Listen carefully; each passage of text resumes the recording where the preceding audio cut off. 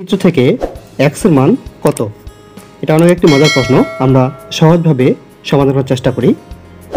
প্রথমত এই রেখার উপর একটা ত্রিভুজ আছে এবং ত্রিভুজের দুই পাশে দুইটা কোণের মান দেওয়া আছে।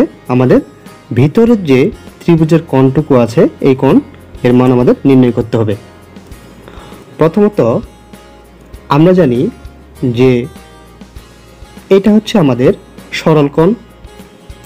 সরল কোণকে যদি আমরা ভাগ করি তাহলে এই কোণ দুটি পরস্পর আমাদের সম্পূরক কোণ, অর্থাৎ এক্স আর ওয়াই যদি আমরা যোগ করি তাহলে এর পরিমাণ দাঁড়াবে 180 ডিগ্রি।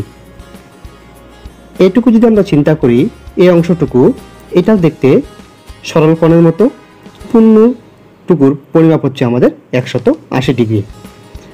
এক পাশে যদি 125 ডিগ্রি হয় তাহলে এই পাশে হবে 180 বিয়োগ 125 ডিগ্রি, বিয়োগ করলে 55 ডিগ্রি।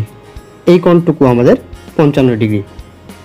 একইভাবে ডান পাশে এটুকু দেওয়া আছে 85 ডিগ্রি, দুইটা মিলে 180 ডিগ্রি। তাহলে 180 থেকে 85 বিয়োগ করলে এটুকু আমাদের 95 ডিগ্রি। তাহলে ত্রিভুজের মোট কোণ তিনটা, তার মধ্যে থেকে এই কোণটা 55 ডিগ্রি, এই কোণটা 95 ডিগ্রি। আমাদের এই এক্স কোণের মান নির্ণয় করতে বলা হয়েছে। তাহলে 180 ডিগ্রি হচ্ছে টোটাল ত্রিভুজের, তার মধ্যে থেকে দুইটা কোণ হচ্ছে 55 ডিগ্রি এবং 95 ডিগ্রি। যদি যোগ করি, যোগ করলে 180 ডিগ্রি বিয়োগ 150 ডিগ্রি, দুটো যোগ করলে থাকে আমাদের 30 ডিগ্রি। অর্থাৎ এই এক্স কোণের মান হবে আমাদের 30 ডিগ্রি। কারেক্ট অ্যান্সার খ।